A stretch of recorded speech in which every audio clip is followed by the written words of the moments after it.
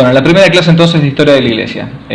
Yo la titulé como los Semina Verbi y la antigüedad precristiana, ¿no?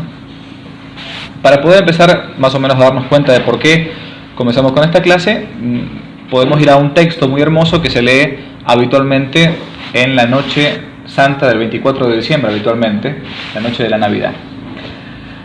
La noche santa, la Nochebuena de cada año, en algunos lugares donde todavía se celebra con cuidado la liturgia en la iglesia, se escucha un hermoso canto que se llaman las calendas de Navidad. Las calendas de Navidad es algo parecido a ese pregón que en Pascua se canta, el pregón pascual. Y el diácono, el sacerdote que las canta o que las enuncia, que las lee, dice lo siguiente: en el año 5199 de la creación del mundo, cuando al principio creó Dios el cielo y la tierra, en el año 2957 del diluvio y en el 2015 de Abraham, en el 1510 de Moisés y de la salida del pueblo de Israel de Egipto, en el año 1031 de la unción del rey David, en la semana 65 de la profecía de Daniel, en la Olimpíada 194, en el año 752 de la fundación de Roma, en el 42 del imperio de Octavio Augusto, estando todo el orbe en paz, en la sexta edad del mundo, Jesucristo, Dios eterno e Hijo del Dios eterno, queriendo consagrar al mundo con su misericordioso devenimiento, y pasados 9 meses después de su concepción de su Madre Santísima, nació hecho hombre de la Virgen María en Belén de Judá. Y termina cantando el diácono, el sacerdote: Navidad de nuestro Señor Jesucristo según la carne. Ni más ni menos se trata de este hito que dividió en dos partes la historia, ¿no? Hasta el día de hoy nosotros hablamos del año 2017, pero no solamente nosotros los que seguimos a Cristo. Los budistas dicen lo mismo, los judíos, a pesar de ellos, incluso dicen lo mismo, los ateos dicen lo mismo. O sea, no se puede decir que Dios no haya irrumpido en la historia, haya marcado un antes y un después. Crea uno en Jesucristo o no crea, pero de hecho nos manejamos en un mundo suponiendo la venida de un ser llamado Jesucristo. Esta es la primera diferencia notable para entender la historia de la Iglesia. Y la historia de la Iglesia de la historia pagana o profana. La historia comenzó en la creación del mundo, pero tuvo un centro y va a tener también un final. El final nosotros lo llamamos el fin de los tiempos, narrado en el último libro de la Biblia, el Apocalipsis. De ahí que todos estos hechos debamos verlos con ojos de águila, ojos desde arriba y no desde abajo meramente. Por eso también es importante ir conociendo los signos de los tiempos. Jesucristo lo dice más de una vez en los evangelios: sepan distinguir los signos de los tiempos. Pero además de analizar bajo esta perspectiva la historia, hay que también tener en cuenta qué hechos del pasado hay que estudiar. Bueno, entonces veníamos diciendo justamente esto, la centralidad de la historia. Una cosa importante para detallar, ¿no?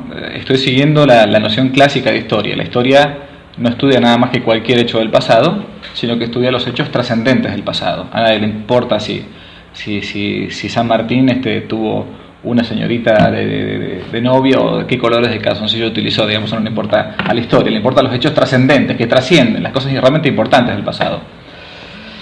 Vamos a ir viendo entonces la historia desde la perspectiva cristiana.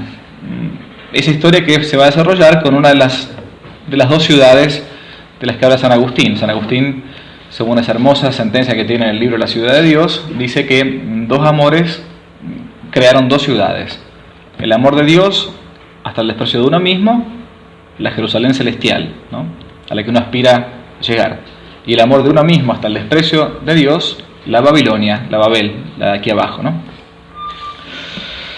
Bien, entonces, ¿cómo estaba el tiempo a la venida de nuestro Señor Jesucristo?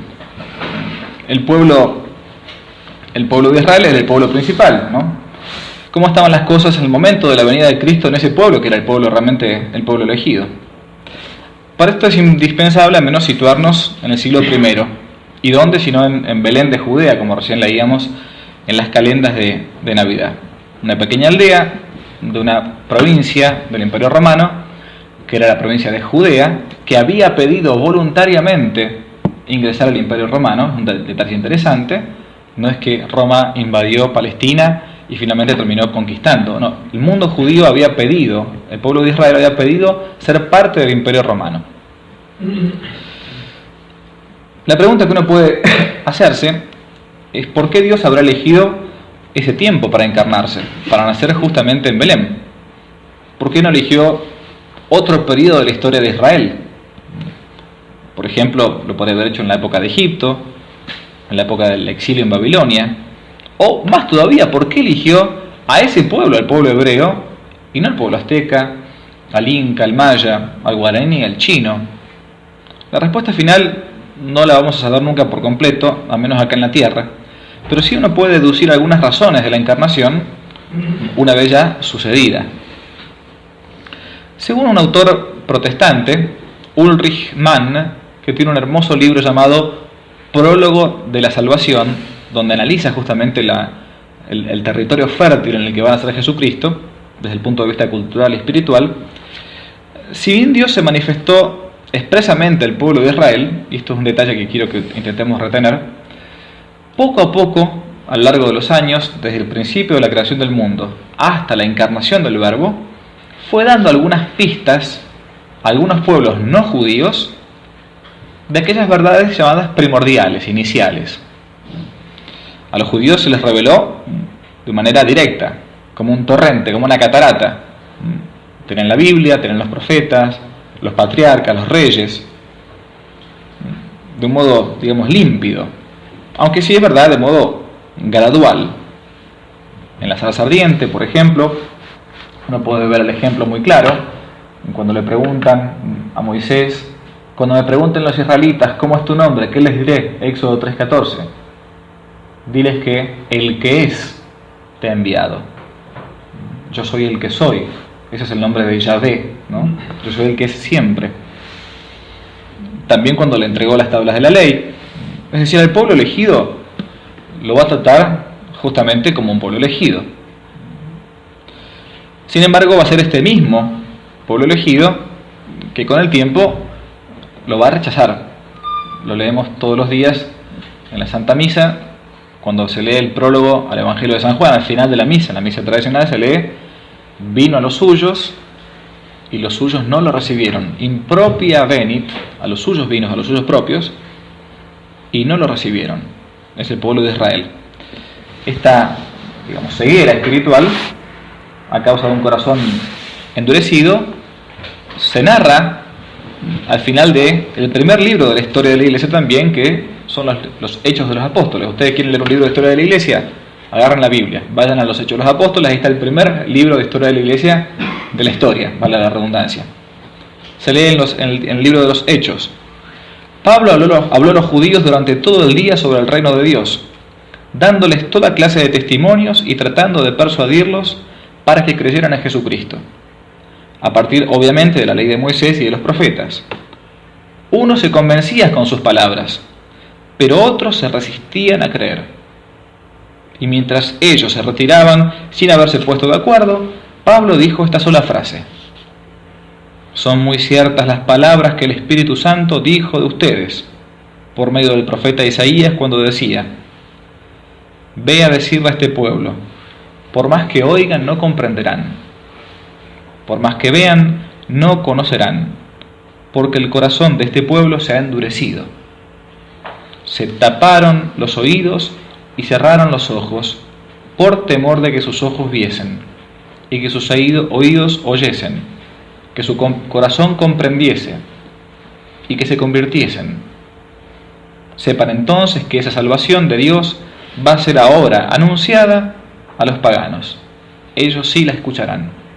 Es por esto que durante los primeros siglos de la Iglesia, y especialmente en tiempos de cristiandad, a la sinagoga, es decir, al pueblo judío, se lo representó habitualmente con los ojos vendados, como tapados, como no queriendo ver la llegada del Mesías.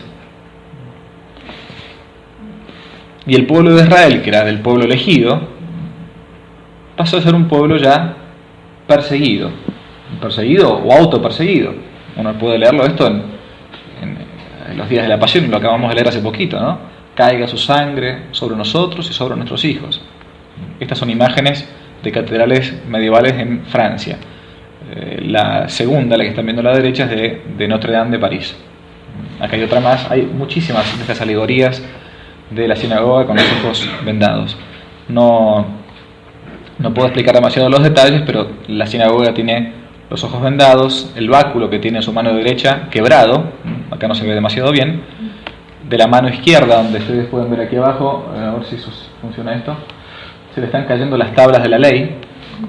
Pasó la antigua ley, como Santo Tomás de Aquino dice, a partir de ahora la ley antigua es mortua et mortífera, es una ley muerta y una ley que mata.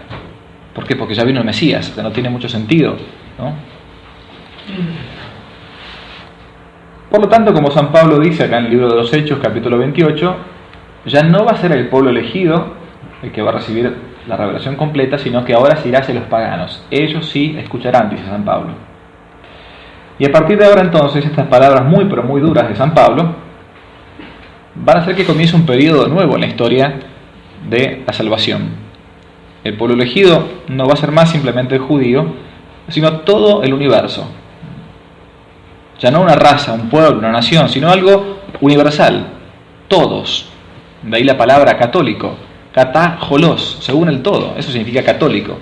De ahí viene la palabra holístico, que a veces se pone de moda, holístico, ¿no? Católicos, holos significa eso, holístico. Algo que es para todo el mundo, no es para una determinada clase de personas. Por eso ya no hay más ni judío, ni griego, ni hombre, ni mujer, ni esclavo, ni libre, dice San Pablo en una carta. Ahora bien, el mensaje de Cristo se abre a todos. Pero ¿cómo eran esos gentiles al momento en que tiene que llegar la primera predicación evangélica? ¿Cómo era el mundo en que se encarnó Dios? Y para esto hay que hacer un poco de historia de Roma, aunque pero muy resumida. El Imperio Romano quizás fue el aparato gubernamental más importante de toda la historia, de Oriente o de Occidente, del norte o del sur. Pero la consolidación no fue muy sencilla. Tras una serie de luchas sangrientas, de internas y externas, y una guerra civil que va a terminar con la muerte de Julio César, año 44 de nuestra era, el imperio se va a dividir, Roma se va a dividir en tres grandes partes. Va a haber un triunvirato formado por un general de César que era Lépido, va a tomar la parte norte de África. Marco Antonio, su antigua mano derecha, va a tomar el oriente, lo que podemos conocer como el Asia romana. Y Octavio, de apenas 18 años, su heredero político, nieto de su hermana, que va a quedarse con Europa. Entonces Octavio Augusto, Lépido y Marco Antonio. Rápidamente el triunvirato va a pasar de ser de un triunvirato a simplemente una diarquía, porque Lépido va a intentar aumentar su poder, tomar el poder del resto y va a perder contra los otros dos. Pero poco tiempo después, en la batalla famosa de Actium, estamos hablando del año 32 a.C., Marco Antonio y Octavio Augusto van a terminar de decidir el destino del imperio. Octavio va a lograr una victoria sobre Marco Antonio y Cleopatra, por cierto, que era su amante, y va a constituirse así Octavio Augusto el único heredero y único señor de lo que es conocido como Roma o el Imperio Romano. Con el tiempo y la paciencia de Octavio Augusto van a comenzar a dominarse poblaciones limítrofes y a pacificarse las naciones más revoltosas, como por ejemplo los partos, lo que es hoy por hoy Irán, y los germanos. También la famosa Galia, que si ustedes han leído alguna vez cuando eran chicos las historietas de Asterix, ¿no? Costaba tanto dominarlos a los francos, a los galos. Finalmente los territorios conquistados se van a organizar muy pacíficamente, respetando, eso siempre fue igual en Roma, la diversidad de culturas y también la diversidad de religiones, porque no hay alguien más respetuoso de la cultura local y de la religión local como Roma. No por una cuestión de, hoy podríamos decir, de tolerancia, que buena gente, que respetaban los derechos humanos y todas estas cosas, no tiene nada que ver. Sí, porque una cuestión meramente política. El imperio era tan pero tan grande que querer dominar incluso la religión en un lugar tan alejado de Roma como podía ser, por ejemplo, Palestina, era una locura. Se mantenía, dejaban entonces un pequeño gobierno religioso, como pasó con Palestina, con Judea, ¿no? Se mantenía el tribunal, digamos, entre comillas, eclesiástico, o le podemos decir que sí, hoy por hoy, pero bueno, valga la ironía, y el tribunal político que estaba dominado por Poncio Pilato. Finalmente todos los territorios entonces van a organizarse de modo pacífico. Y va a llegarse a una época única en Roma, que se conoce en la historia de Roma, en la historia profana, digo, no de la Iglesia, sino de historia laica, digamos, de Roma, como la famosa Pax Romana. La Pax Romana o Pax Augustea. O sea, hubo un tiempo en el periodo de Roma donde no hubo guerras. A tal punto había llegado el imperio, en cuanto a su dominación y su extensión política, que por un momento incluso se cerraron las puertas del templo en Roma dedicado al dios Jano. Es interesante este dato. Quizás a nosotros no nos dice demasiado, pero el templo del dios Jano en Roma, todavía se pueden ver hoy las ruinas, señalaba con sus puertas abiertas siempre que el imperio en algún lado se encontraba en guerra. Por lo tanto, se daba el culto debido al dios Jano, que posee dos caras, ¿no? Así como también la guerra y la paz, la tristeza y la alegría. El dios Jano es el dios se dice de las puertas, de ahí que, por ejemplo, Janua en latín significa eso, puerta, ¿no? Puerta. Ese gran historiador de Roma, que fue Tito Livio, narra que solamente 2 momentos había tenido el templo del dios Jano la prerrogativa de quedar cerradas las puertas. También lo mismo narran Horacio y Virgilio, los grandes poetas romanos, de la clausura de las puertas. Pero la principal y la más larga fue durante el tiempo del emperador Octavio Augusto, el gran emperador que duró muchos años a la cabeza de Roma. Todo periodo pacífico siempre traía para Roma una gran prosperidad, como siempre pasa cuando hay paz. El comercio, la industria, el arte. Tal es así que en tiempos del emperador Augusto había una época de gran superávit comercial y económico. Tanto fue así que el imperio comenzó a crecer, incluso demográficamente.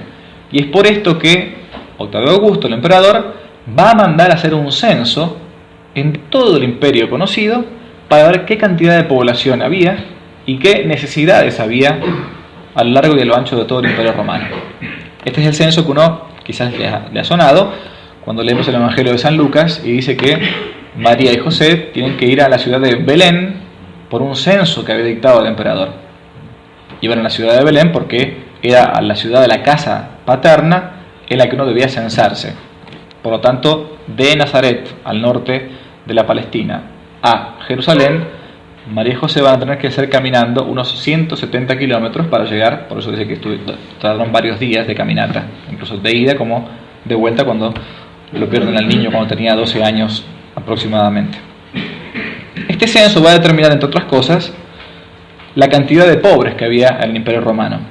Y el emperador va a decidir, fíjense el superávit que existía por la paz, va a decidir regalar un denario de oro a cada indigente. Una especie de plan trabajar, digamos, de la época, más o menos, ¿no? El buen gobierno de Augusto, la consolidación de Roma, las rutas, por eso que decimos que todos los caminos conducen a Roma, va a permitir entonces que sea algo único, al punto tal que se le va a llamar incluso al mar Mediterráneo, hasta el día de hoy algunos lo pueden leer en algún libro, el Mare Nostrum, el mar nuestro, ¿no? Era tal el poder de Roma que dominaba en tierra y dominaba en mar. Y ese imperio va a ser el imperio que va a permitir la evangelización. En Roma los caminos, el orden, pero también una lengua común. La lengua común que va a llegar a Roma va a ser el griego koiné, el griego sencillo, el griego común. Es por eso que, y bueno, se preguntará por qué. Bueno, porque antes de Roma, no me puedo detener en todo esto, pero gran parte de Occidente había sido dominado por el gran Alejandro Magno. Y entre otras cosas, Roma no era tonta. Tomaba, mejor dicho, para sí, lo bueno que habían tenido las civilizaciones anteriores y lo mantenía. El griego común, el griego koiné, va a ser la lengua oficial del Imperio Romano, al menos en Oriente, y después incluso Augusto la va a mantener para Occidente. Es por esto que uno, si alguna vez tienen la dicha de viajar a Roma, por ejemplo, se van a encontrar que en la misma Roma hay carteles, hay grafitis, por ejemplo en las catacumbas, muchísimos, que están escritas en griego. No sé por qué, si estoy en Roma, ¿por qué están escritas en griego? ¿Qué sentido tiene? Porque era la lengua franca, la lengua común, era como el inglés para nosotros hoy. Hoy ya no es el inglés, Estados Unidos es finalmente el imperio de todo el mundo, pero nos queda todavía esa cultura, ¿no? Y si uno se quiere comunicar en algún otro país, se maneja en la lengua inglesa. Allá incluso en Roma, hasta el siglo IV, es interesante esto, se habla y se escribe como en lengua extranjera en Roma, en griego koiné, en griego sencillo. Por ejemplo, Cicerón escribe sus memorias en griego y no en latín. ¿Y por qué? Para que tenga más difusión, para que tenga justamente más difusión. Y por eso los evangelios, ahí está el evangelio, el principio del evangelio de San Juan, en arge, en hologos, en el principio era el verbo, kai hologos, en proston theon, y el verbo estaba junto a Dios. Es lo mismo que decimos en el prólogo de San Juan. Es por esto mismo también que uno se preguntará qué tiene que ver, por qué Jesús cuando muere le colocan esta inscripción en 3 lenguas. ¿Para qué tanto lío? En hebreo, en griego y en latín. Dicen los evangelios que estaba el INRI, ¿no? Iesus Nazarenus Rex Judeorum, Jesús Nazareno, rey de los judíos.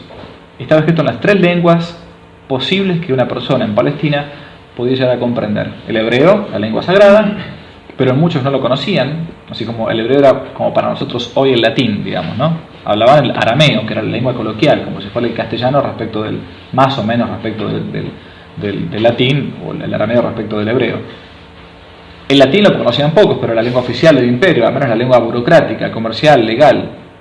Y por último, el griego, que sí todo el mundo, casi todo el mundo conocía, al menos algo, porque no podía vivirse dentro del Imperio Romano si alguien no manejaba un poco de griego, como hoy el inglés. No me detengo demasiado en esto, pero es justamente esta la razón por la cual, se habrán imaginado, la lengua oficial de los evangelios, o la lengua en la que escribieron los evangelistas, no fue el hebreo, no fue el arameo, no fue el latín, sino que los evangelios se transmitieron en lengua griega. La lengua de la Biblia, del Nuevo Testamento al menos, es la lengua griega. Y los evangelistas, Mateo, Marcos y al menos San Juan, porque San Lucas era de origen griego, escriben el evangelio en griego como en lengua extranjera, así como si uno de nosotros quisiera escribir en inglés, digamos, ¿no? Salvo San Lucas, digo que es un griego un poco más estilizado porque ella venía de familia griega. Pero es justamente el griego entonces que se va a utilizar para poder rápidamente difundir la buena nueva, la buena noticia.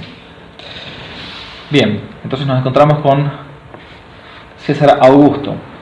Había una unidad material, el imperio estaba civilizado, una unidad lingüística, había también incluso una unidad de tipo cultural.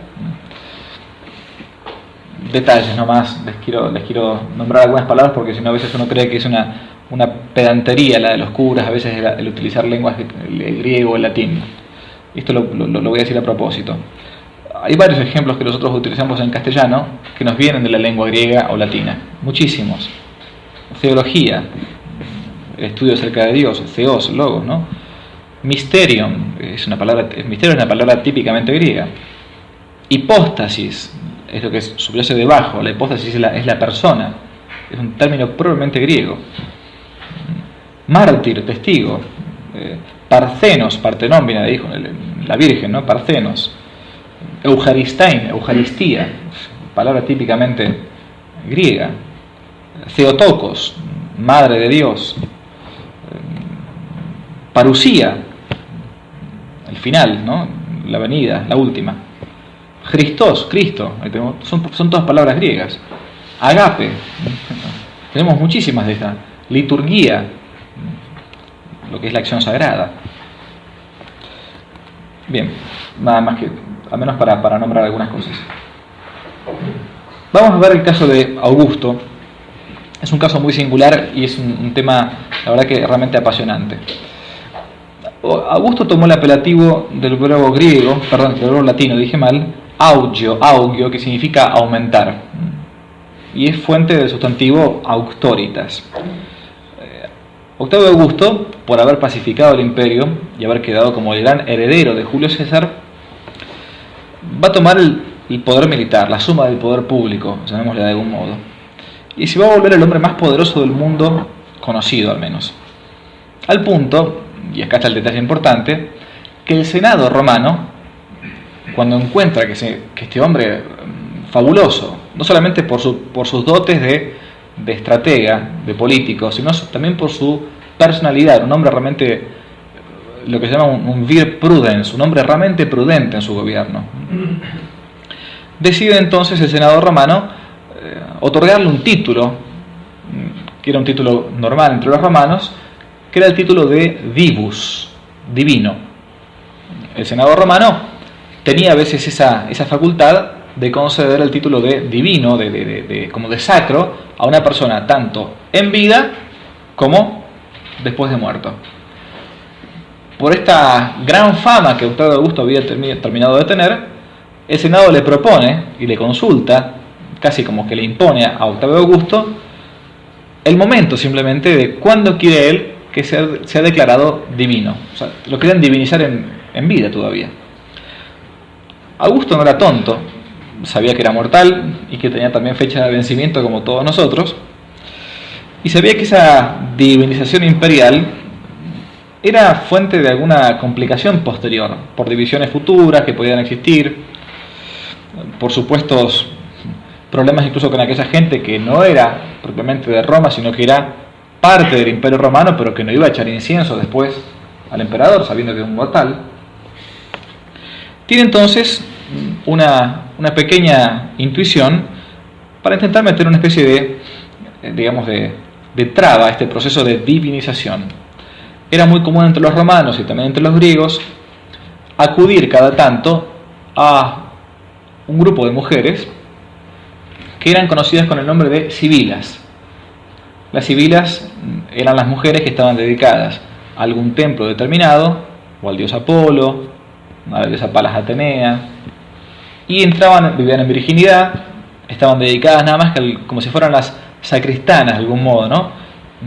del templo, entraban en trance y a veces decían lo que se conoce con el nombre de oráculos. La palabra nuestra en castellano, un oráculo, es algo como misterioso, que muchas veces tiene un doble sentido, no en el sentido malo del término, sino una explicación que no es demasiado clara. Siempre la sibila siempre habla de modo oscuro, de modo que no se le entiende completamente, o que uno al menos puede entender dos cosas distintas.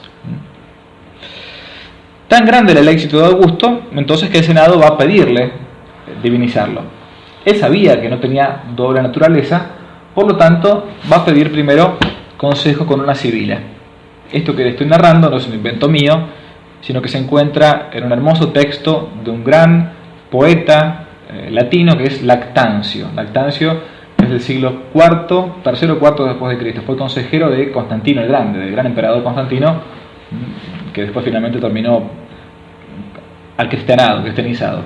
No digo católico porque hay una discusión bastante larga sobre el tema este.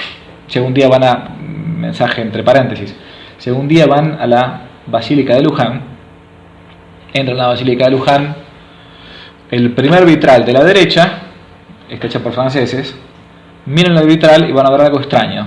Van a ver que está San Constantino y San Carlomagno. Por una antigua tradición galicana francesa, se los tiene como santos, a Carlomagno y a Constantino.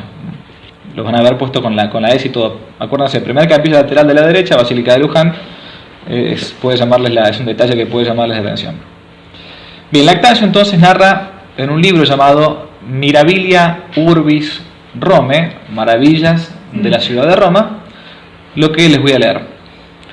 En el tiempo del emperador Octavio, viendo los senadores tanta prosperidad y tanta paz, y que todo el mundo le era tributario, le dijeron: te queremos adorar porque en ti está la divinidad. Si esto no fuera así, no te sería tan propicio el tiempo. Pero Augusto se opuso. el emperador se oponía a esta divinización, iba entonces a ir a consultar a una sibila, a estas profetisas paganas, ¿no?, que tenían a veces la posibilidad de decir lo que hay que hacer y lo que no hay que hacer.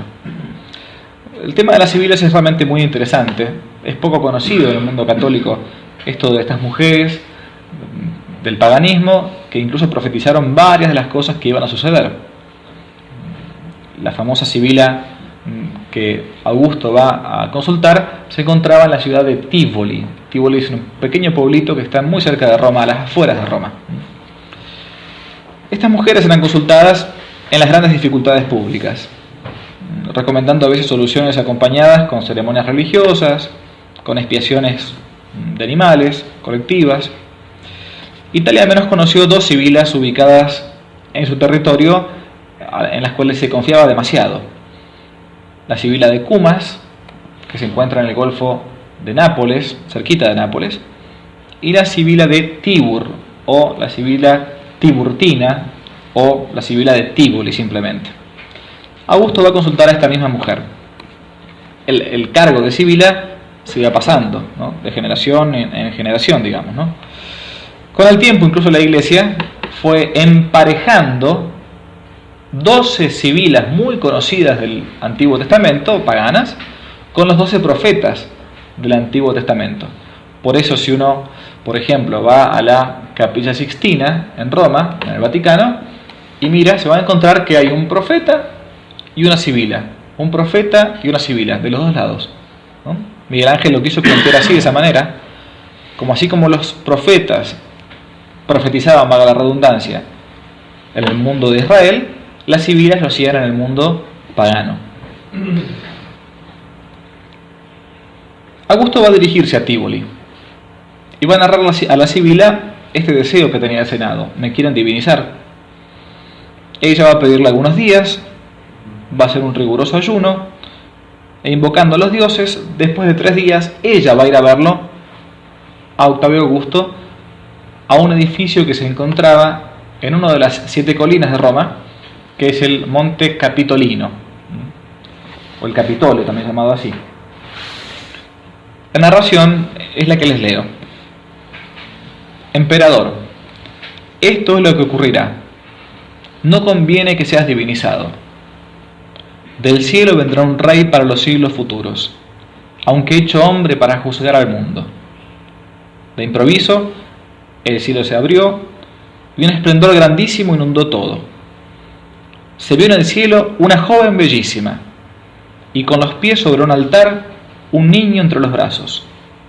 Augusto, maravillado, escuchó una voz que decía: este es el ara del Hijo de Dios. Entonces, postrándose en tierra, lo adoró. Luego contó esta visión a los senadores, que también muchos se maravillaron. Esta visión ocurrió en la habitación del emperador Augusto, donde ahora está la iglesia de Santa María in Capitolio, y por esta razón la iglesia se llama hoy Santa María in Aracoeli. Si alguna vez han visto esa enorme, como a veces le llaman la máquina de escribir, el monumento Vittorio Emanuele, que se encuentra en Roma, a la vueltita está una iglesita chiquitita, preciosa, que por cierto, paréntesis, se usa mucho para los casamientos, muy muy hermosa, llamada así, Santa María in Aracoeli. Los italianos, cuando uno va a Roma, la reconocen rápidamente porque por esto de los casamientos, pero estrictamente es porque en ese mismo lugar Octavio Augusto, después de esta visión de la sibila, va a mandar construir un templo. Como los romanos eran bien abiertos para el tema religioso, él no sabía exactamente qué es lo que pasaba. Están haciendo Dios en algún lugar de mi imperio. Yo no me puedo divinizar y van a ser de una virgen. No hay mucha dificultad para ellos. Vamos a ver enseguida por qué no hay dificultad de que un hombre nazca de una virgen. Y van a ser entonces en algún lugar, digo, del imperio. Hagámosle entonces un templo a esta Virgo paritura, a esta virgen que va a parir, va a dar a luz. Y yo voy a decir al Senado, no conviene que me hagan divus, no conviene que me divinicen. Estoy narrando cosas que no se encuentran, digamos, en los evangelios, no son textos cristianos, estos son textos claramente que se encontraban ya en el antiguo, entre comillas, en el Antiguo Testamento, en el mundo pagano, me estoy explicando. La visión, entonces, ocurrió en ese mismo lugar donde se encuentra hoy esta iglesita. Es una foto sacada, esta es la que encuentran ahí, es una foto sacada por mí, la que está redondeado el lugar, ¿no? Otro pequeño detalle, en esa misma iglesia se encuentra enterrada la mamá del emperador Constantino, que acabo de nombrar recién, la Santa Elena. Se encuentra enterrada en Santa María in Araceli. Uno dirá, bueno, entonces, ¿qué pasó? Después Augusto dijo, no me divinicen, y el Senado les dio bolilla. No, en absoluto, lo divinizaron igual, finalmente hicieron la ceremonia. Él no podía oponerse a que el Senado y todo Roma lo tuviera como fue, el divino Augusto, el que había pacificado el imperio, había estado varias décadas al frente del imperio, y había existido. Entonces la Roma imperial termina construyéndose con Octavio, ¿no? Con Octavio Augusto. Bien, como podemos ver, la revelación entonces se fue dando, decíamos, de modo directo, como una cascada, como un torrente, al pueblo de Israel. Pero al pueblo pagano, como decía este autor protestante que estábamos al principio, Ulrich Mann, también Dios fue dándoles algunas pautas, algunas pistas, porque tampoco era cosa de simplemente dejarlos a la buena de Dios. Si en el plan de la salvación algún día estos que no eran del pueblo de Israel iban también a ser salvados por su propio Hijo que iba a venir al mundo, algunas pistas había que darles, más sabiendo el plan de antemano que su propio pueblo elegido lo iba a traicionar. Este autor, Ulrich Mann, señala que Dios se manifestó a Israel entonces de modo directo, pero con el resto de los pueblos no lo hizo, sino indirectamente, y con algunos más que otros. Y él analoga con una hermosa imagen lo que Dios hizo con los otros pueblos a el recorrido que hace un río que se encuentra en el Asia Menor, que es el río Meandro. El río Meandro es un río bastante sucio, que recorre gran parte del Asia. Va por arriba de la tierra, se hace subterráneo, florece nuevamente, lleva barro, lleva roca, lleva mugre, pero tiene una particularidad. El río Meandro siempre lleva un pequeño hilito fino de agua pura. Y esto es lo que parece haber pasado con algunas culturas superiores, como fue la cultura greco-romana. Ellos, como Santo Tomás de Aquino dice, llegaron a muchas verdades, a tientas, paulatinamente, y caminando tras la verdad, pero sin poseerla plenamente. Y es por eso que en este mundo, en este tiempo, en esa época, va a decidir el Hijo de Dios encarnarse. No se encarnó antes ni después, y no se encarnó en otras culturas. Va a tomar ese sustrato material para bajar a la tierra. Esta imagen sirve entonces para valorar positivamente el mundo greco-romano. Ese hilito de agua pura, ¿qué cosas son? Son ciertas verdades que recibieron los griegos y los romanos, a menos remotamente, desde aquella revelación primitiva, o de aquella, también como se le llama en la historia, aquella tradición primordial. A ver, cuando Dios crea la primera pareja humana, un hombre y una mujer, después del pecado original, y después de la división que comienza a partir de Caín y Abel, y ni hablar con Babilonia, los pueblos comienzan a dividirse, y quien lleva finalmente la verdad completa va a ser el pueblo de Israel. Sin embargo, el resto de los pueblos poseen todavía un recuerdo, aunque sea remoto, de los primeros padres, de lo que habían escuchado. Si no, por ejemplo, yo siempre he sido un amante desde chiquito de todo este tema, ¿no? Pero uno dice, ¿cómo puede ser cuando uno lee a un autor como Platón? Platón es del siglo IV, V antes de Cristo. No es cristiano, es griego. Atenas, puro Atenas. Y Platón tiene un texto, que yo lo leí hace muchísimos años, un diálogo inconcluso, llamado así, de Atlántida. ¿Qué es? No son los pescaditos, ni Aquaman, ni esas cosas, ¿no? La Atlántida, después vendrá la historieta o el cómic. ¿Pero qué es la Atlántida? Platón narra esto, sencillo. Hubo un tiempo en que los hombres y los dioses vivían juntos, en armonía, pacíficamente. Pero una desobediencia inicial hizo que los dioses, para castigar a los hombres, mandasen un gran diluvio. Esto es el mito y el diálogo inconcluso de la Atlántida. Es el diluvio universal, que no solamente se encuentra en la cultura griega, se encuentra en muchísimas otras culturas. No me puedo detener en este tema, pero es realmente fascinante. ¿Y de dónde sacaron todo esto? Si no tenían la Biblia, no podían leer el Éxodo o el Génesis, mejor dicho.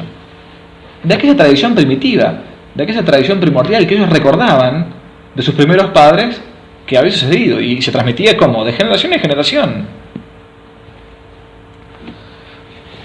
La cultura greco-latina estaba casi como preparada, apta, abierta a lo divino. Pero no podía remontarse más allá ella sola. Necesitaba una revelación expresa, manifiesta de parte de Dios. La inteligencia de los griegos y romanos había llegado hasta un cierto punto, hasta donde uno le daba la razón natural. Uno de los arquetipos de dónde puede llegar el intelecto humano con la sola razón natural, en el mundo precristiano lo encontramos con Aristóteles, por ejemplo. El gran Aristóteles. Nuestra ética hoy, nuestra ética cristiana, esto es una frase muy linda de Juan Pablo II, ¿no? La ética de Aristóteles no es otra cosa que la ética cristiana. Y es verdad. Hacer el bien, evitar el mal, las virtudes, las pasiones, los hábitos. Todo esto es Aristóteles puro, puro y duro. Después la Iglesia va a bautizarlo, a catolizarlo, digamos, ¿no? Pero Santo Tomás en esto es 100% aristotélico. Nuestra moral es la misma moral que explicaba un Aristóteles a los griegos en el año 330 a.C. Y uno dice, ¿cómo llegaron a todo esto? Si a nosotros nos cuesta llegar a eso hoy, teniendo todo lo que son los mandamientos y todo. Hay algo ahí. Dios preparó a ese pueblo. Era una cultura superior realmente. Y sí, hay que decirlo, aunque piensen que esto es una discriminación, digamos, lo que sea, no importa. Pero el mundo griego era 1000 veces superior al mundo azteca. Cuando estamos encontrando, uno se pone a pensar, hablamos de la escultura griega de Fidia, siglo V a.C., de la poesía griega o romana, de la matemática, de la geometría de Euclides.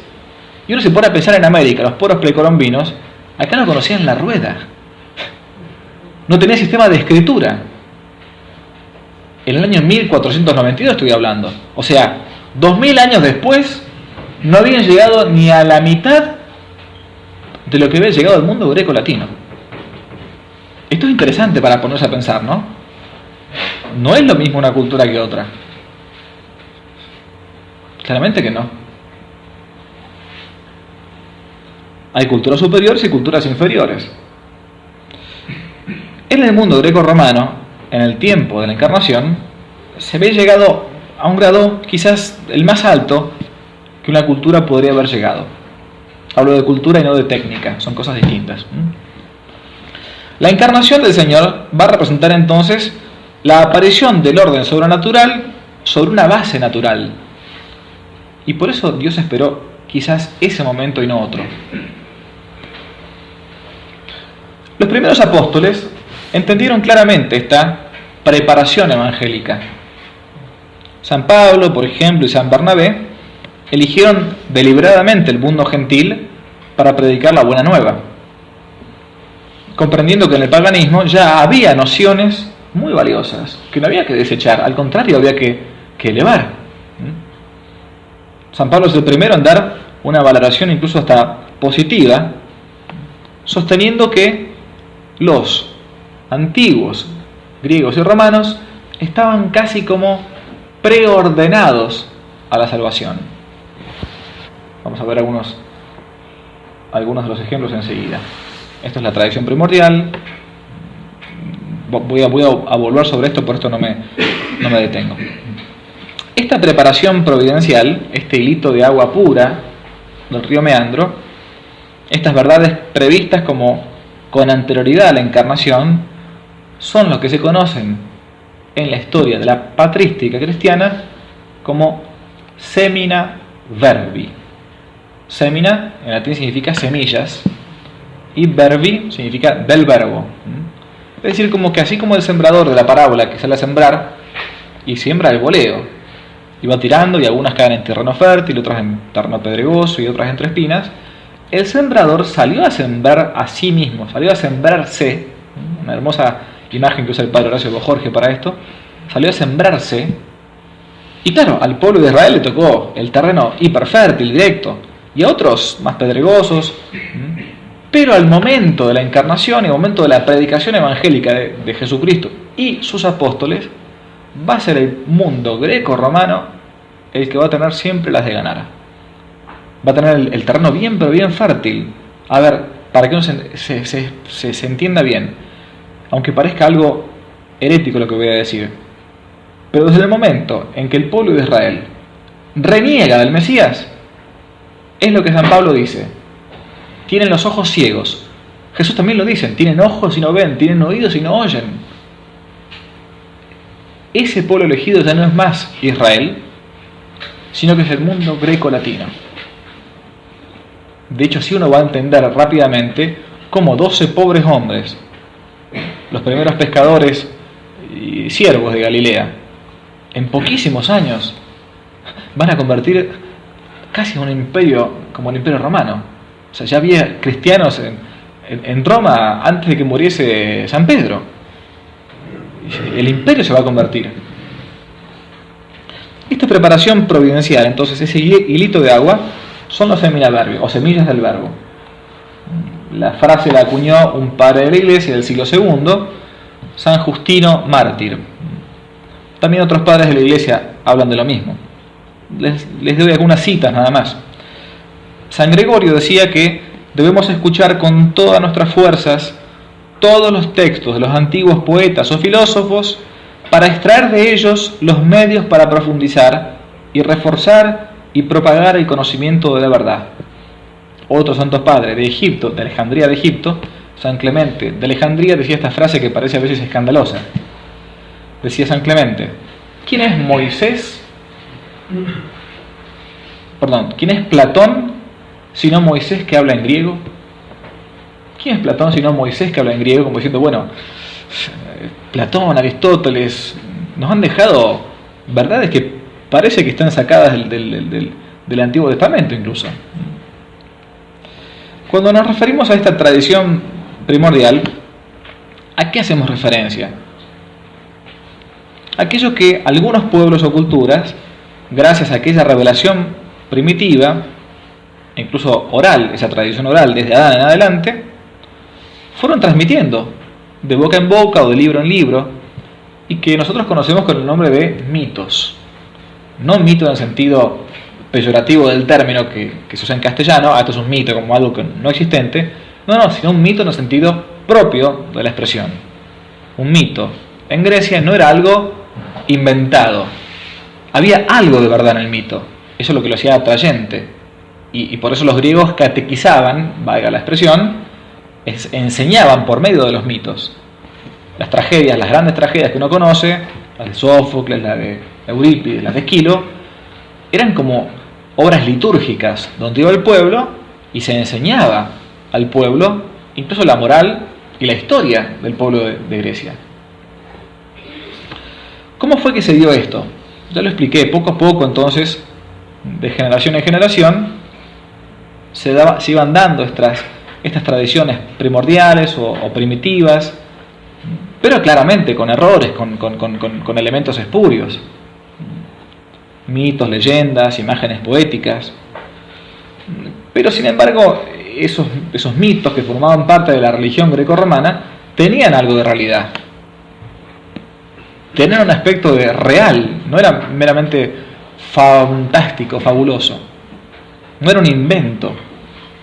No solo habían recibido algo de la tradición primordial, sino que también incluso ellos tenían manifestaciones verdaderas de fuerzas incluso celestiales. Acabamos de decir nosotros el ejemplo del oráculo de la Sibila de Tibur, de Tívoli. ¿De dónde sacó esta inspiración esta mujer? para decir que en algún lugar de un imperio, de una virgen, iban a ser el Hijo de Dios. Vamos a ver algunos ejemplos que fueron tomados por parte de los primeros apóstoles para evangelizar. Vamos a ver qué semina verbi, qué semillas del verbo se pueden encontrar en el mundo greco-romano. En primer lugar, algo que va a sonar raro. Y escuchen lo que les digo. Los griegos y romanos no eran politeístas, eran monoteístas. Y no sé, ¿cómo dice esto el padre? Está loco, tomó algo. No estoy loco. O sea, cualquier estudioso serio hoy por hoy del mundo grecolatino acepta lo que uno aprendió en el colegio. Pero ¿cómo? Y Palas Atenea, y Venus, y Júpiter, y Apolo, y Jano, y quien fuera. Sí, todo eso es muy aceptable. Un solo Dios. ¿Cómo un solo Dios? Y el politeísmo greco-romano, vamos por partes. Así como Israel mantuvo por puro designio divino el recuerdo y la enseñanza acerca de Dios, del Dios verdadero, los pueblos post-diluvianos, después del diluvio, se fueron separando poco a poco de esa tradición primitiva o tradición primordial, y por lo tanto de esa idea de un Dios único, regidor, gobernador de todo, y fue poco a poco contaminando con diversas creencias, invenciones humanas o incluso quizás acciones del demonio, aquella primera idea de un solo Dios trascendente. Con el tiempo, al unirse, pelearse y conquistarse, naturalmente las creencias fueron fusionándose, mezclándose entre sí. Y poco a poco fueron dejando de lado aquella verdad inicial, primigenia, que los antepasados habían narrado. Un ejemplo tonto. Otro paréntesis. Hace un par de meses tuve la gracia de estar yo en el Tíbet, concretamente en la meseta tibetana. Bueno, ahí eran o budistas o hinduistas. Entonces, conversando con ellos sobre religión, de que hablar un cura sino de religión, me contaban que el budismo fue impuesto hace como unos 300 años por los monjes budistas, que todo el mundo cree que son pacifistas y están haciendo OM con un saumerio. Lamentablemente que no es eso así. Bueno, y entonces uno preguntaba, ¿y cuál es la tradición inicial que tienen ustedes? Ah, es una tradición muy vieja, te decían, muy antigua. ¿Y en qué creen ustedes? Bueno, nosotros creemos entonces, según aquella tradición antigua, que hay un Dios primero. Hay un Dios primero que engendró otros dioses, que engendró a los hombres, a los animales, la tierra en general, pero que sigue gobernando toda la tierra. Ajá. ¿Y cómo es ese Dios? ¿Es un Dios de la nada como el budismo? ¿Que es la nada en realidad? ¿Que es el nirvana? No. Es un Dios trascendente, que es distinto de la tierra. Y que mira todo desde arriba. Bueno, esa tradición es justamente una tradición primordial. Uno, si quiere evangelizar, de hecho, hacíamos así con el cura que estábamos, le decimos, fíjate, el budismo es una invención impuesta a este pueblo, pero ustedes tienen que volver a aquella tradición inicial, que hay un Dios trascendente, que remunera, paga al bueno y paga al malo. Eso es un verdadero diálogo interreligioso. No significa que él sea buen budista y que yo sea buen católico, ¿no? Como a veces algunos tarados quieren decir. No, diálogo interreligioso es tratar de traerlo para acá. ¿Qué sentido tiene? ¿No? Que viva en la ignorancia, pobre hombre, ¿no? Si para eso Cristo dejó en su evangelio, en su testamento espiritual, ir por todo el mundo, evangelizando a todas las personas, ¿no? Enseñándole todo lo que yo he enseñado, ¿no? Sino que, ¿no?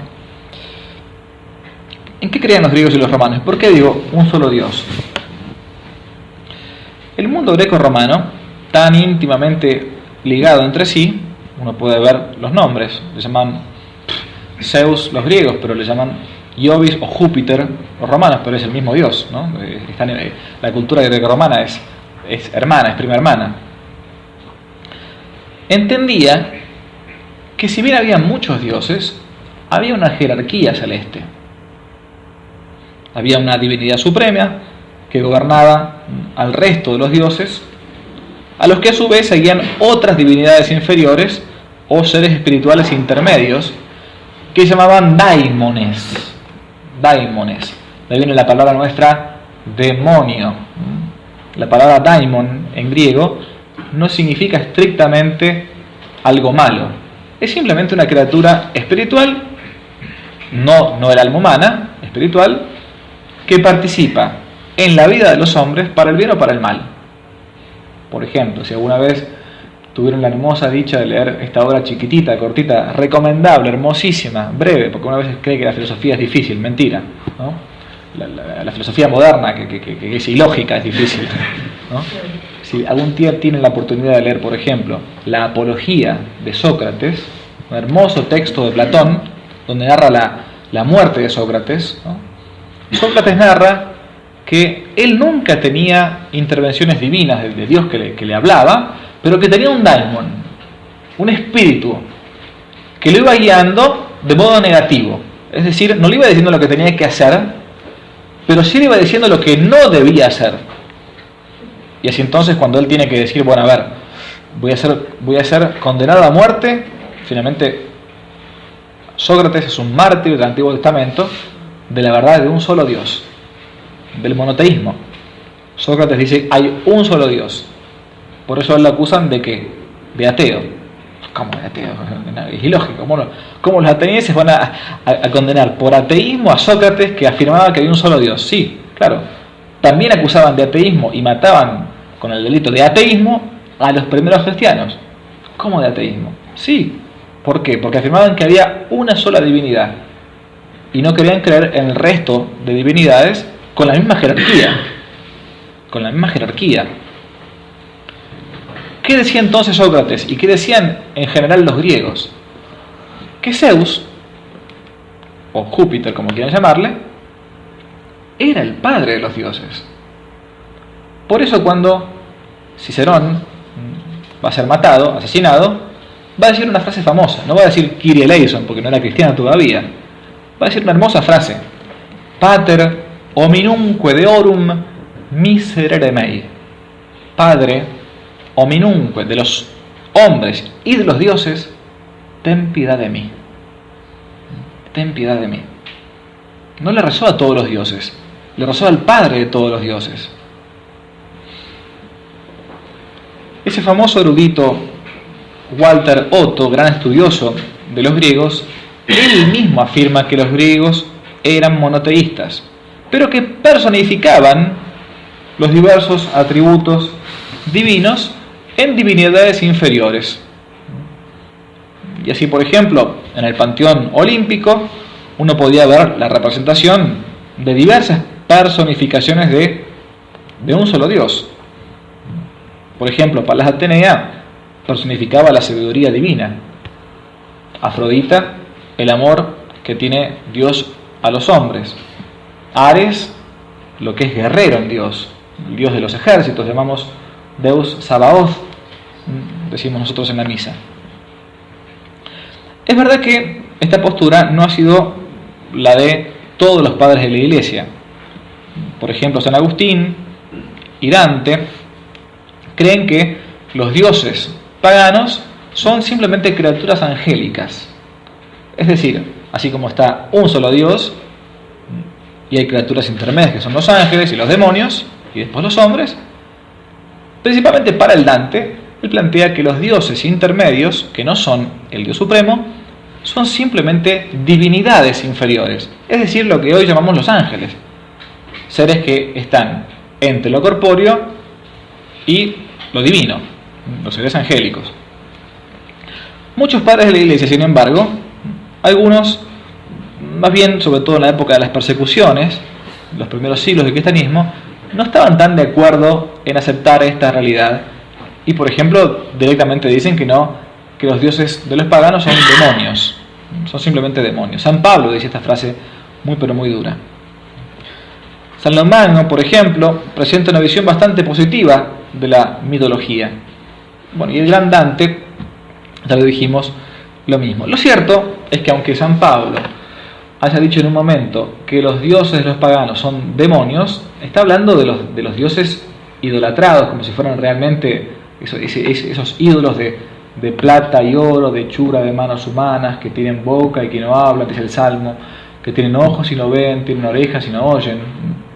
Sin embargo, San Pablo, van a recordar este pasaje que voy a leer ahora enseguida, ya estamos llegando casi al final, no se vayan o sea, si se duermen, no despierten al que está al lado, por lo menos, esa es la idea, va a utilizar esto de los semina verbi cuando va a predicar al Areópago de Atenas. Van a escuchar seguramente este pasaje y lo van a recordar. San Pablo llega a Atenas, va al Areópago. El Areópago era como la plaza pública donde se hacían las discusiones filosóficas, políticas. En Roma era el foro romano. En Grecia, en Atenas, era el Areópago. San Pablo va a llegar y va a decir este discurso que ustedes lo pueden leer perfectamente en el libro de los Hechos de los Apóstoles. Atenienses, veo que sois por todos los conceptos los más respetuosos de las divinidades. Al pasar y al contemplar vuestros monumentos sagrados, he encontrado también un altar en el que estaba grabada esta inscripción: al Dios desconocido, agnosto Theo. Un altar, entonces, donde no había ninguna imagen, simplemente estaba esta inscripción: al Dios desconocido. Pues bien, lo que vosotros adoráis sin conocer, eso yo os vengo a anunciar. El Dios que hizo el mundo y todo lo que hay en él, que es Señor de cielo y de tierra, y que no habita en santuarios fabricados por manos humanas, ni es servido por manos humanas, como si de algo estuviese necesitado. El Dios que a todos da la vida, el aliento y todas las cosas. Él creó de un solo principio todo el linaje humano, para que habitase sobre la faz de la tierra, fijando los tiempos determinados y los límites del lugar donde habían de habitar, con el fin de que buscasen la divinidad, para ver si a tientas la buscaban y la encontraban. Si somos, entonces, pues de su linaje, no debemos pensar que la divinidad sea algo semejante al oro, la plata o la piedra, modelados por el arte ni el ingenio humano. Dios, pasando por alto los tiempos de la ignorancia, anuncia ahora a los hombres que todos y en todas partes deben convertirse, porque ha fijado el día que va a juzgar al mundo según la justicia, por el hombre que ha destinado, dando a todos una garantía al resucitarlos de entre los muertos. Les predica entonces a ese Dios desconocido, ese pequeño altar que ustedes ven ahí arriba a la izquierda, al agnosto Theo, al Dios que no se conoce. A ese Dios vengo a predicarles. Y ese Dios se hizo hombre, murió y resucitó. Yo leí nada más que la parte de San Pablo, pero ustedes recordarán el resto. Le dicen, cuando escucharon hablar de la resurrección de los muertos, le dijeron: otro día te escucharemos, como diciendo, bueno, ya está, hasta acá llegaste, ¿no? Salvo un tal Dionisio y algunos otros que lo siguieron. La primera comunidad cristiana de Grecia, del mundo pagano, van a ser estos hombres que lo escuchan y uno se pregunta: ¿y por qué? ¿Y por qué los griegos? Yo les decía antes que no tenían dificultad en creer que un Dios se encarnase en una mujer virgen, porque en la mitología greco-romana era muy común. Uno, por ejemplo, puede ver el caso de Aquiles. Aquiles, ¿qué es lo que es? ¿Es un hombre? Más o menos. Pero no solo un hombre. Aquiles es un héroe. ¿Y qué es un héroe en el mundo greco-romano? Es la fusión entre la divinidad y la humanidad, entre el hombre y Dios, o una diosa, como en el caso de Aquiles, y un mortal. Por eso, para un griego o un romano no había ninguna dificultad cuando venían y decían: Dios hecho hombre nació de una mujer. ¿Qué problema hay?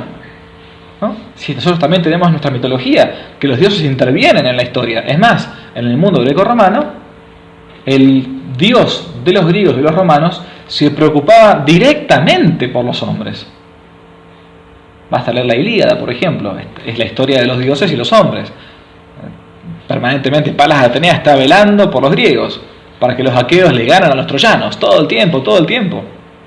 Mientras que en otras creencias, en otras culturas, los dioses son ajenos, son lejanos.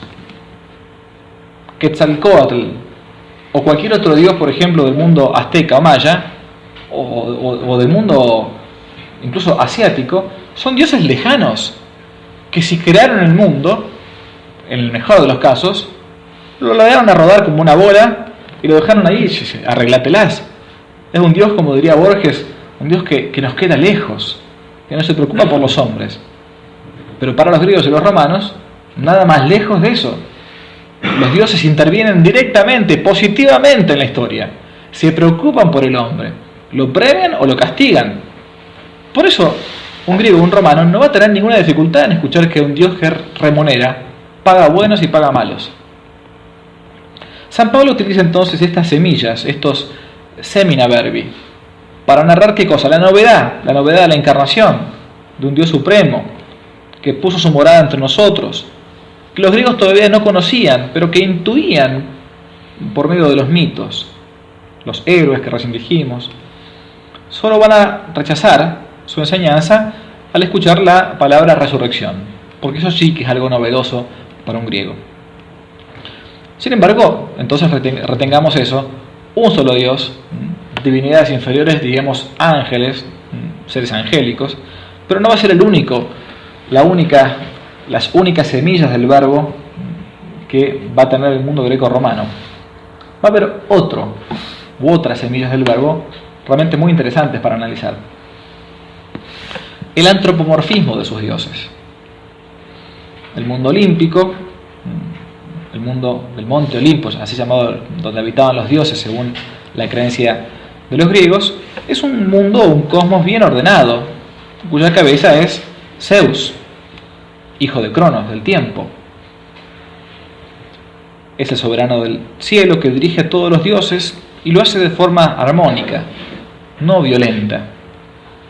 La palabra Zeus, como nos llegó a nosotros, en griego es Zeus, con Z, ¿no? Es la palabra que nosotros después se convirtió en la lengua castellana en Dios. El genitivo de la palabra Zeus es Dios, ¿no? Tiene la misma raíz Zeus que Theos. Es lo divino, lo luminoso, lo brillante, lo resplandeciente. Y esto se va a trasladar al mundo latino con la palabra Júpiter, o sea, padre de la luz divina. Iu equivale a Zeus como contraído en latín, ¿no? Por eso el atributo fundamental de Júpiter, Zeus, es el rayo, la luz, ¿no? El portador de la luz. Tanto Zeus como Yahvé, por esa potencia fulminante y lumínica, no se pueden mostrar directamente a los hombres tal cual son. Se mostrará Palas Atenea en forma de mujer, Apolo, Dionisio. Sin embargo, Zeus, tal cual es, no puede mostrarse como Yahvé. Nadie puede ver a Dios y seguir viviendo, se dice en la Escritura. Por eso Moisés y la zarza ardiente no se le presenta en todo su esplendor, y por eso los apóstoles en la transfiguración se tapan, no quieren ver, ¿no? ¿Cómo ver a Dios y seguir viviendo?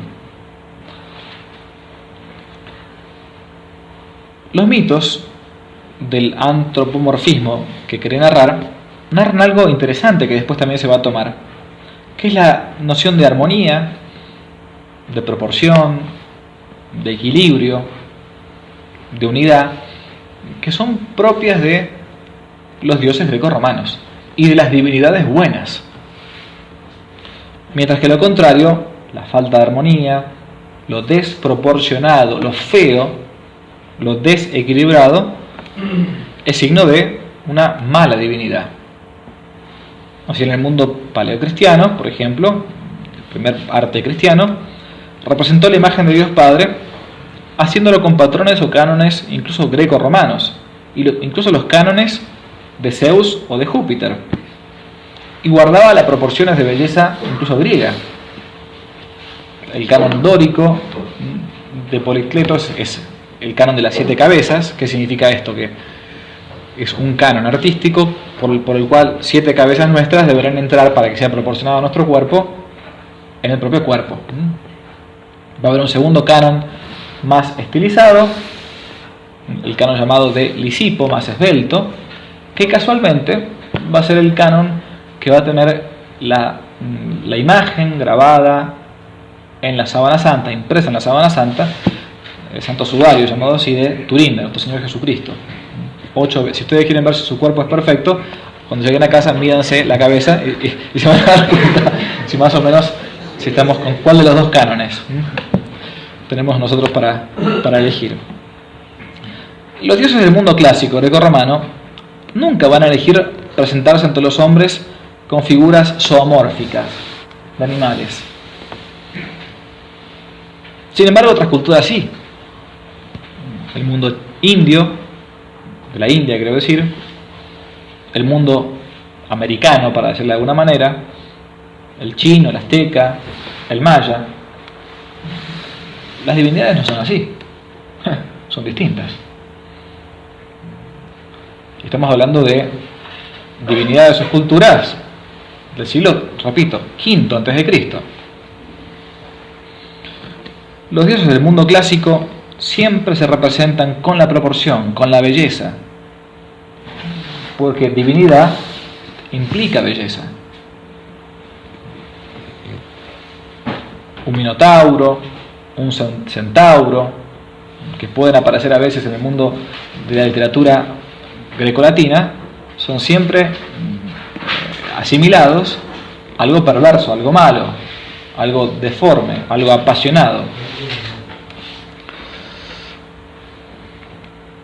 Este patrón de la armonía, incluso en las divinidades, también va a ser tomada por la Iglesia al momento de catequizar. También va a ser tomado como semina verbi, como semillas del verbo, para explicar. Es mucho más difícil, y esto realmente lo digo, perdonen que yo ponga de vuelta otra anécdota personal, es mucho más difícil explicarles a un indio que cree que la vaca es sagrada y que no podés matarla porque realmente que es una divinidad, una vaca, que explicarle a un griego o un romano, que entiende que los hombres y los dioses están en contacto, que buscan la perfección incluso en lo físico.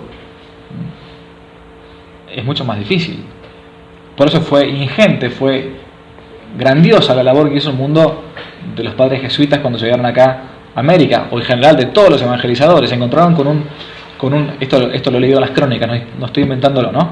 Se encontraron con un mundo que decían ellos, cito y cierro la cita enseguida, que antes que evangelizarlo había que exorcizarlo.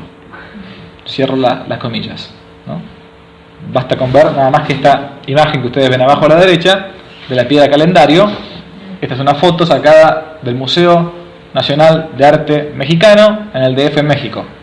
Es la piedra calendario, la piedra del 2, también la piedra del sol le llaman ellos, por la cual, según los aztecas y también los mayas, había que alimentar al sol porque todos los días salía y todos los días en el crepúsculo moría desangrado, y para que, como el sol es la fuente de nuestra vitalidad, decían ellos, salga todos los días, era necesario hacer sacrificios humanos y darle de dar sangre.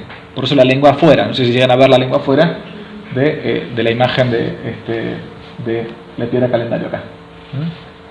Bueno, es mucho más difícil evangelizar a alguien que cree todo esto, o que Shiva es una mezcla de un hombre, porque su padre se enojó con él, le cortó la cabeza y le puso una cabeza de elefante, o de un dragón, o lo que fuera, que evangelizar a alguien que cree que Dios es esto. Es otra cosa. Por eso los padres jesuitas decían esto: primero hay que exorcizar el continente para poder después evangelizarlo, y en gran parte tenían razón. Para el mundo grecolatino la cosa era distinta. Había muchas versiones, muchas nociones que por aquella tradición primordial se podía perfectamente tener como semina verbi, semillas del verbo. Una de estas famosas tradiciones es lo que nosotros conocemos con la expresión, pero quizás pocos conozcamos o recordemos el mito: la caja de Pandora. Este vino y yo tenía un compañero que le decían así, la caja de Pandora, porque era como el origen de todos los males. Así que siempre había que buscar ese problema, siempre era él. El mito de Pandora era muy pero muy conocido en el mundo clásico. Cuando Júpiter hizo al hombre, los demás dioses celosos quisieron hacer otro tanto, y contribuyendo cada cual con algo. Para esto uniendo esfuerzos y dones. Hay la palabra dora, doron en griego significa regalo. Dora es el plural, regalos, ¿no? Crearon a una mujer llamándola Pandora. pan en griego significa todo, panteísmo, todo Dios, ¿no? Pandora, todos los regalos. ¿Qué quiere decir formada por los dones de todos?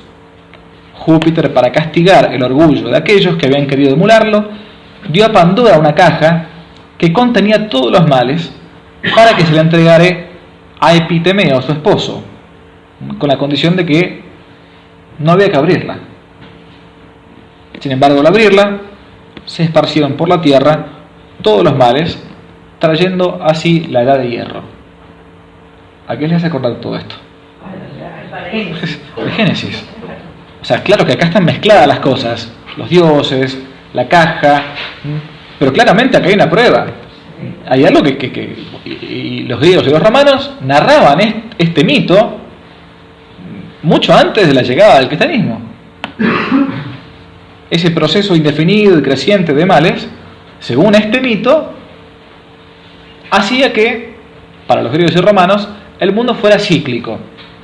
Se comenzaba con una edad dorada, donde los dioses y los hombres estaban unidos, juntos, habitaban juntos. En el Génesis se dice que Dios caminaba en el paraíso con Adán y Eva, es una expresión, ¿no? Esa edad de oro, por alguna desobediencia, Platón ya mismo habla de esto. Hay una falla en el origen, yo no sé cuál es, dice Platón, pero hay una falla en el hombre. No puede ser que vea el bien y no lo haga. Algo tiene que estar fallado. Hoy le explicaba a los chicos en el colegio justamente el tema de la virtud, de la hermosa virtud de la pureza. Y hablando con ellos, así ya directamente, les decía, miren, cuando el perro y la perra, cuando el perro sabe que la perra no está alzada, el perro y la perra viven tranquilos, viven como hermanos. Nunca van a ver que un perro y una perra se comporta mal con la perra, o la trata mal, o hace cualquier cosa con la perra cuando la perra no está en celo. ¿Qué es lo que nos pasa a nosotros en los hombres? Está explicando burdamente las pasiones, ¿no? Las pasiones del apetito concupiscible. Hay una falla en el hombre. Hay una falla en el origen. Esto Platón también lo decía. ¿Y cómo lo explicaban ellos? Con algún mito. Uno era el de Pandora. ¿Y qué decían ellos? Había un tiempo donde fue una edad de oro, donde el hombre y los dioses vivían en armonía. Sin embargo, por alguna falla, alguna falta inicial, se caía de la edad de oro a una edad más baja. Tácate. La edad de plata. En la edad de plata era donde habitaban los héroes, que todavía tenían un cierto conocimiento y recuerdo de que era edad dorada, la etapa áurea del hombre. Y se pasaba de la plata al bronce, por una nueva caída, y por último al hierro. Pero ellos siempre contaban con la esperanza de que en algún momento, como para ellos la historia era cíclica, no como para nosotros que es lineal, comienza y termina, va a tener un fin, en algún momento Dios mandaba, entre comillas, lo digo yo en estos términos, redentores, que hacían que de vuelta se volviese a la edad de oro. Y ellos vivían anhelando esa edad dorada, en que el hombre vivía en amistad con los dioses, en que el trabajo no era duro, que uno lo podía hacer de modo placentero. Ese proceso indefinido, creciente, de males, va a hacer que entonces el hombre greco-romano anhele justamente esa nueva etapa. Otro caso concreto es el famosísimo caso que quizás hemos visto en las tragedias de Sófocles con Edipo. Edipo es el rey inocente. Sófocles considera a Edipo como un personaje inocente que comete faltas sin saberlo. Todos recordarán el caso de Edipo. Termina por un oráculo famoso. Sus padres creen que antes de que nazca les dice que Edipo, como dicen los Lelutier, Edipo de Tebas, haciendo memoria, recuerdo su historia con penas y glorias. Me dijo el oráculo, Edipo, tu vida se pone jodida, serás parricida. Estoy cantando un romance de memoria de los Lelutier. Pero es así, o sea, les narra justamente un oráculo que va a matar a su padre y se va a acostar con su madre. ¿Qué son sus padres entonces? Un monstruo así, no quiero tenerlo. Lo sacamos de encima, que lo maten. Pero no van a matarlo. Lo van a criar, se va a hacer grande, y el oráculo fatalmente, como la palabra fatum, algo que no queda otra, es así, en un cruce de caminos, va a matar a su padre sin saberlo, y también sin saberlo va a casarse con su madre. Edipo es el hombre que comete los males o que carga con los pecados sin saberlo, sin total libertad. Ignora su crimen, ignora su incesto. Y la profecía del oráculo de Delfos se cumple indefectiblemente, incluso contra su voluntad. Esta aberración profetizada va a hacer que sus padres entonces van a querer sacárselo de encima. Sin embargo, Edipo, cuando se da cuenta lo que ha hecho, va a terminar entonces yéndose de Tebas, exiliándose en la ciudad de Colono. La trilogía famosa es Edipo rey, Edipo en Colono y Antígona, esa trilogía de la tragedia griega hermosísima. De Edipo se va a apiadar Teseo, rey de Atenas, y le va a ofrecer acogida, aunque desterrado, el rey nunca llegue a ella. En ese largo peregrinar expiatorio, Edipo sentirá como nadie la contradicción de su hibris, de su pasión desenfrenada. Y llegando al bosque de Colono, consagrado a las Euménides, sin entrar en Atenas, se va a convertir allí, desde allí en su protector, siendo arrebatado después por un relámpago fulminante que narra Sófocles, sin saber bien si es una especie de apoteosis griega o de ascensión al cielo. El tema está, sin embargo, abierto. Sin embargo, Edipo paga por un pecado que no cometió. Todos sabemos que un pecado se comete con voluntariedad, siendo de algún modo hasta inocente por sus faltas. Él que sabía que era su padre, él pensaba que le iban a robar, por eso mata. No sabe que su madre es su futura esposa, por eso se casa. Es decir, carga con los pecados sin saberlo, de un modo inocente, como una cierta prefiguración de Cristo, que se hace pecado por nosotros, según la carta a los Corintios, la segunda carta a los Corintios. Esto se puede ver, algunas pequeñas imágenes de Edipo, y voy a terminar ya con el último ejemplo y con la conclusión, que esa es la más de todas, dejé la más impresionante, la más fuerte para el final. En el mundo grecorromano, como también en el cristiano, toda culpa tiene que ser pagada. No puede haber un mal sin culpa, como no puede haber un bien sin gloria. Esto lo tenían bien en claro, tanto griegos como romanos, más aún tratándose de ese crimen inicial contra los dioses, que podría narrarse como el mito de Pandora o como cualquier otro que uno pudiera imaginar. El dios supremo, Zeus, consideraba que alguien debía pagar por el delito cometido de parte de los hombres hacia los dioses. Ahora bien, el tema es cómo hacer para pagar esa deuda. Si fueron los hombres contra los dioses, y un hombre no puede nunca equipararse, ¿qué le puedo dar yo a los dioses que los dioses no tengan? ¿Cómo puedo hacer yo para pagar? La solución para la antigüedad clásica greco-romana se encontraba en la palabra de un mediador. Solamente un mediador, alguien que mediase, valga la redundancia, entre los hombres y Dios, podía llegar a pagar por esa falta inicial. Estoy hablando no del cristianismo, estoy hablando del mundo greco-latino.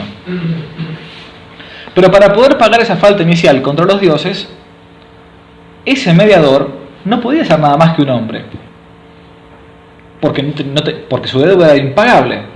Y tampoco podía ser un dios, porque el dios era inocente, el dios justamente era el ofendido.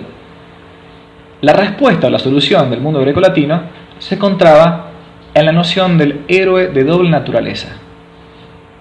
Alguien que fuese hombre y Dios al mismo tiempo. En este caso, de un intermedio entre dioses y hombres, se va a dar entonces lo que se conoce como el hombre o el héroe de una doble physis, de una doble naturaleza. Una sola persona con dos naturalezas distintas. Por su origen es un hijo de un dios y de una mortal, o de una diosa y de un mortal, heredando privilegios únicos por su descendencia divina, como por ejemplo ya es el caso que recién cité de Aquiles. Un gran poeta romano, el gran poeta romano, Virgilio, los grandes poetas latinos, dio cuenta de esto en una pequeña poesía llamada égloga. Las églogas son poesías que cantan temas más bien pastoriles, de campo, de montañas, de ríos, de bosques, de llanuras.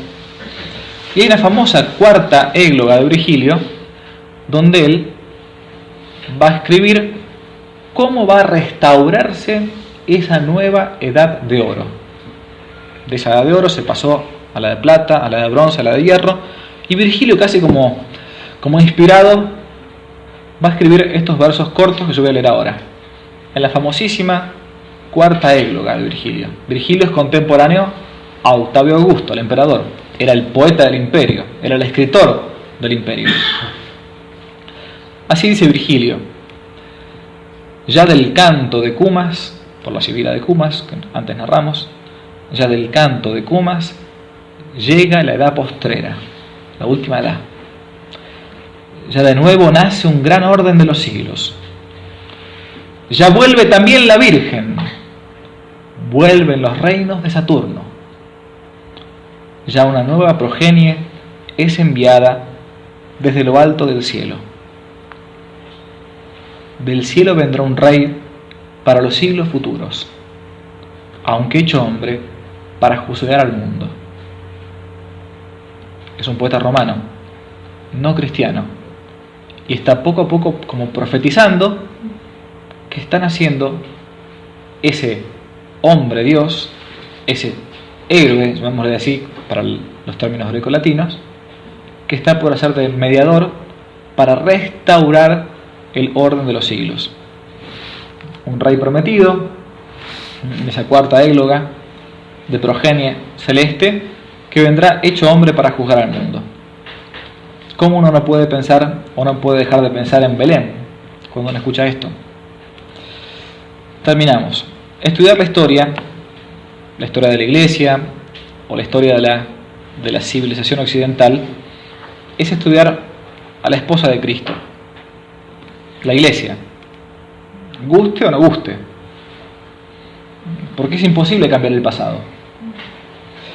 Para esto es crucial conocer los orígenes y la matriz donde la Iglesia se ha asentado y se ha diseminado con todas sus limitaciones, con sus virtudes y sus defectos en su aspecto humano. No fue en cualquier cultura o en cualquier región o bajo cualquier lengua donde se encarnó el Verbo de Dios, sino en tal época, bajo tal imperio, bajo tal desarrollo. Desconocer este tiempo, esta plenitud de los tiempos, como llama el apóstol San Pablo en su carta a los Gálatas, capítulo 4, es desconocer no solo el marco histórico y cultural, sino también perderse la oportunidad de intentar algo similar para también ahora intentar continuar la evangelización. Un terreno para que esté dispuesto, para poder evangelizarlo, necesita estar también primero abonado, removido. El terreno de la primera evangelización estaba completamente listo cuando nació nuestro Señor Jesucristo en el año 0 de nuestra historia.